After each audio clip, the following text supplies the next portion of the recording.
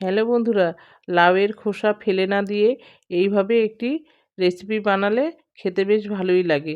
By the way, আমি মীরা, আপনারা দেখছেন রেনবো কিচেন। দেখুন, আমি লাউয়ের খোসা বেশ মোটা করে ছাড়িয়ে নিয়েছি। এই রেসিপিটা কিন্তু গরম গরম ভাতের সঙ্গে দারুণ লাগে খেতে। আপনারা একবার ট্রাই করবেন। দেখুন, আমি নিয়েছি আলু, কুমড়ো, বেগুন আর লাউয়ের খোসাগুলো ঝিরিঝিরি করে কেটে নিয়েছি, আর নিয়েছি শিম। এবার একটা কড়াই বসিয়েছি, কড়াইতে ডালের বড়িগুলো ভেজে নেব একটু। আমার রেসিপিটি যদি আপনাদের ভালো লাগে তাহলে লাইক, কমেন্ট, শেয়ার করবেন। আর নতুন বন্ধুদের বলছি, প্লিজ প্লিজ সাবস্ক্রাইব করে আমার পাশে থাকবেন। পাশের বেল আইকনটিও ক্লিক করে দেবেন, তাহলে সমস্ত ভিডিও নোটিফিকেশন আপনাদের কাছে পৌঁছে যাবে সবার আগে।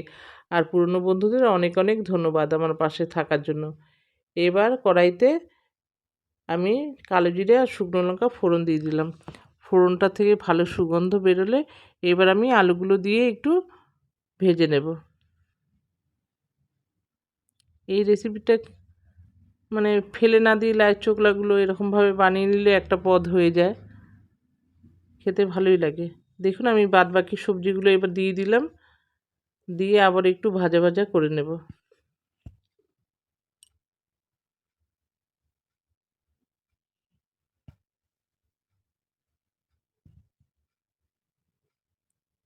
এবার কটা চেরা কাঁচা লঙ্কা দিয়ে দিলাম,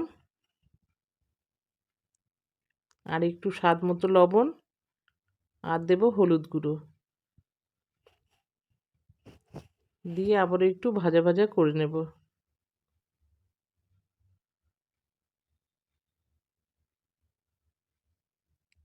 আমি বেগুন আর কুমড়োটা এখন দিলাম, আগে দেইনি কেন, গলে যাবে বলে। এবার আমি কুমড়ো আর বেগুনটা দিয়ে আবার একটু ভাজা ভাজা করে নেব।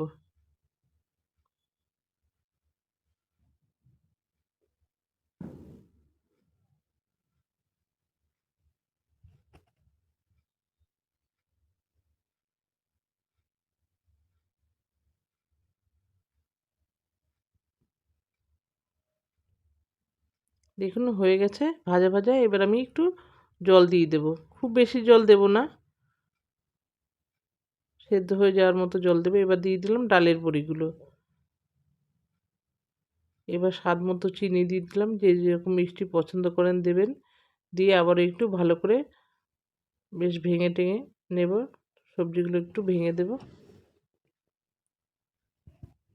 জলটা শুকিয়ে গেলে এবার আমি ধনেপাতা কুচি দিয়ে সার্ভ করে নেব।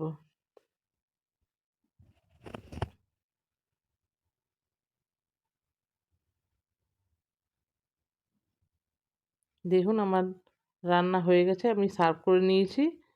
আবার দেখা হবে পরবর্তী ভিডিওতে। ভালো থাকবেন, সুস্থ থাকবেন। ধন্যবাদ।